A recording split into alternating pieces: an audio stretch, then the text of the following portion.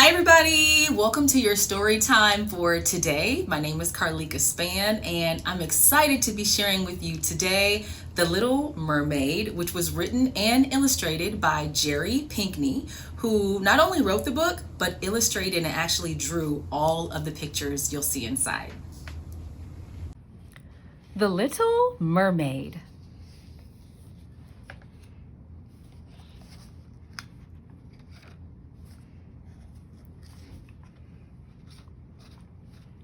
Far out in the ocean and miles below the surface, two realms sat divided by sea mountains. On one side of the ridge lived a powerful sea witch whose greedy heart cast a shadow over everything that tried to flourish. On the other side, the merfolk kingdom shimmered with light. There the Sea King and his 4 daughters dwelled in an elaborate coral castle. Oh my gosh, look at his fancy crown. The little princess, Melody, possessed a beautiful voice, but she was not content to sing in the choir of mermaids like her sisters. She had no interest in sitting still on a royal throne. Instead, Melody explored relics of sunken ships and invented stories about objects she'd gathered from the wreckage. Once she discovered a curious figurine that looked a bit like her, but for 2 cloth sticks where its tail should be. Melody often wondered about the world beyond her home. Is it true that some ships glide atop the water instead of lying splintered beneath it? Asked her sisters. And that a ball of fire burns over the land? This is the stick figurine she was talking about. You and your daydreaming and your silly stories, they huffed. Why concern yourself with the world above? Father forbids us to go there. The king had warned his daughters to stay close to home because of the sea witch, who had been cast out of the kingdom, would someday seek revenge. The king had declared that an ancient sea turtle act as his youngest daughter's guardian, and that she used trust with this wise creature to lead her true. So when Melody saw the turtle swimming up one day to take in air, she decided to follow him. The little mermaid trailed the turtle until at last she burst through the water's surface. "Ah!" she exclaimed. How strange it felt for half of her body to be shivering in the early morning air while her tail remained warm below. But a fiery ball rising in the sky offered comfort. As waves crashed around her, Melody saw whales breaching, fish flying, and turtles bobbing in the foam. Beyond, she spotted a sliver of sand on the horizon. Moving closer, Melody saw a figure on the beach. To her astonishment, it had 2 stick-like legs, just like the doll she found. Melody was so filled with wonder that she started to sing. As her voice carried on the wind, the figure turned and waved. A friend? Melody thought with joy. Just then, Melody felt a sharp tug on her tail. Her heart beat wildly until she was greeted sternly by the sea turtle. Though Melody longed to speak to the girl on the shore, she knew she must obey her guardian and return to her kingdom. There's the friend right there that she was hoping to meet.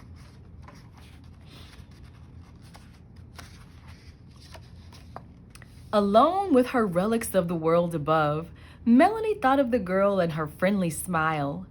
The girl could never come to the Sea Kingdom, of course, and Melody could never walk on the shore. Perhaps the only friends she would ever have would be those that she imagined. So sad, isn't it? A voice hissed. Melody was startled to see a sea snake slithering in the mire. Here you are, stuck under sea, but the sea witch can help. Melody's eyes widened at the terrifying thought. Do not fear, the sly creature persisted. The witch is not a monster, but a healer. Melody knew the princesses were forbidden to enter the witch's realm. It would break her father's heart to learn that she'd betray him. And yet, who really misses her when she goes out to explore? Who listened to her stories of the spectacular world above? No one, she thought. So, the Little Mermaid followed the snake until suddenly the current caught and pulled them toward a churning, dark void. Oh my gosh, I wonder what's back there. In the heart of the sea witch's lair, the evil creature greeted Melody with a stare that burned through the depths. "You want legs? Is that it?" the witch croaked. "Legs?" Melody thought of her doll. "Why, yes, I suppose. I just want a friend." "Ah, friend.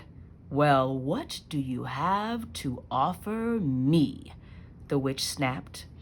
"I can give you one of my treasures," Melody began. "A compass, a rope, sea glass?" "You think I want your sea junk?" the witch roared. "No, I want your most precious gift." Oh my gosh, I would be so frightened. Look at that face. The sea witch filled a small bottle with potion. "I've heard that voice of yours, so pure, so majestic, so strong," the witch rasped, holding out a seashell toward Melody's lips. "You can have legs, my child, but I will have your voice." Melody shuddered. Her voice? She wouldn't be able to talk or laugh or sing? "Come here, child," the sea witch beckoned. "Sing for me, and your legs, your friend, your dreams, all of it will be yours." Hesitating, Melody remembered the welcoming wave of the girl on the shore, the only one who seemed to care. "As you wish," Melody took the shell from the witch and began to sing her stories into it, the power of her notes rising with every breath.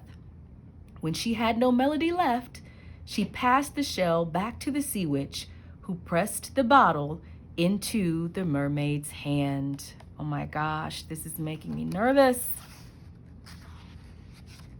Once Melody had left the dark lair, she swiftly retrieved her cherished doll and escaped to the surface, out of sight of the sea turtle. As she emerged close to shore, she saw a pearly disc hanging in the sky that was surely one of the most beautiful things she had ever seen. She watched tiny turtles scurrying in the sand and birds flying overhead. "This is where I want to be," she thought. Taking a deep breath, she drank down the potion. Oh my gosh, there she is. Maybe her wish is actually gonna come true. As her scales fell away, Melody found it more difficult to swim as she drifted toward the shore. At last, she felt fine sand against her skin and winced as a sharp shell cut into her foot. She was just starting to stand on wobbly legs when she heard a girl's voice. "Hello," said the smiling stranger. "It's you, isn't it? From out of the ocean." The girl reached with a steadying hand. "I'm Zion. What's your name?" Melody tried to answer, but no sound left her lips. Instead, she smiled back, shivering as the breeze whipped through the seaweed clinging to her body. "Here, you can borrow this to keep warm," Zion offered, wrapping her shawl over Melody's shoulders. "Do you want to play? I'm chasing butterflies today." Together, the girls spent the day chasing insects and building sandcastles. Melody wanted to explore the shore's rocky caves, and Zion wanted to splash the ocean waves. They did both until the sun started to lower in the sky. Though Melody could not speak, the two girls felt a surprising kinship. They both had a love of creativity and adventure. "You're the best friend I've ever had," Zion confessed. And Melody's heart sang when she heard the word friend. Zion gazed intently at her now. At first, I thought you were a mermaid, but that couldn't be. Where did you come from? Why can't you speak?" Melody retrieved the old doll that she'd bought from the sea and showed Zion. Then she picked up a stick and began to sketch a story in the sand. Her fishtail, the doll, a girl waving, the sea witch, and the seashell and the potion. Zion gasped, "I was right! You were a mermaid!" Finally, Melody began to illustrate the trade she had made for a human friend. Zion shook her head in disbelief. "You gave up your tail, your home, and your voice for me?" Melody nodded and Zion threw her arms around her. "I have something for you, too." See how Melody had to get creative, sharing her story in the sand? All because she had no voice. Zion ran to her house and returned holding a glass jar with a strange object inside. "It's a caterpillar," Zion explained, "but it's growing wings, and very soon it will fly over the land and the sea. It's like magic. It reminds me of you." How extraordinary, thought Melody with wonder. An explorer like me? "But Melody," Zion said quietly, "you should have never given up your voice for anything." Remembering the bargain she had made, Melanie spotted a seashell nearby, like the one she used to cast the spell. She put it wistfully to her ear, and to her surprise, a distant echo of her own voice resonated from inside. But now the sound was witchy, wild and frightening.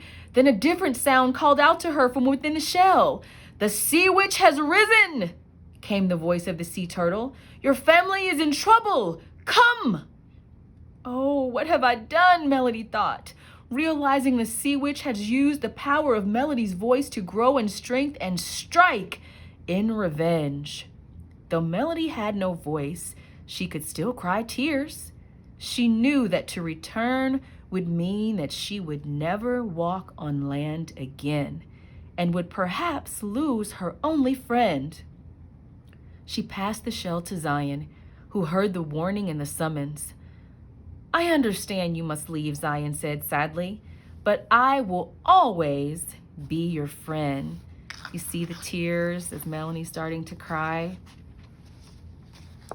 Melanie drew a long breath, dove deep, and kicked furiously as she followed the sea witch's screeches toward the battle. Her sisters cried out to her, "Father's strength is useless against this dark power." Melody wondered in horror as the witch wrapped fat tentacles around the king's throat. Melanie felt utterly helpless until she spotted the seashell that had cursed her hanging around the witch's neck.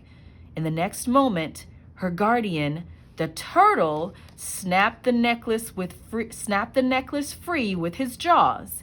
Melody snatched the floating shell, and she felt the power of her own voice begin to rise again. She shouted with a strength that she never knew she had, "No!" What do you guys think is going to happen next? Look at everything that's going on. Oh my gosh. There's the king. There's the sea witch.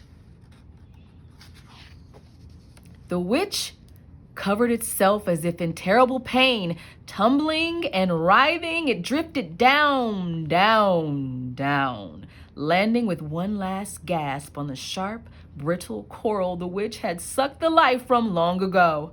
The spell was broken. Melody had found her true voice, a voice that no witch could imprison or silence. The Little Mermaid could breathe again, and when she tried to kick her legs, she felt her tail flip.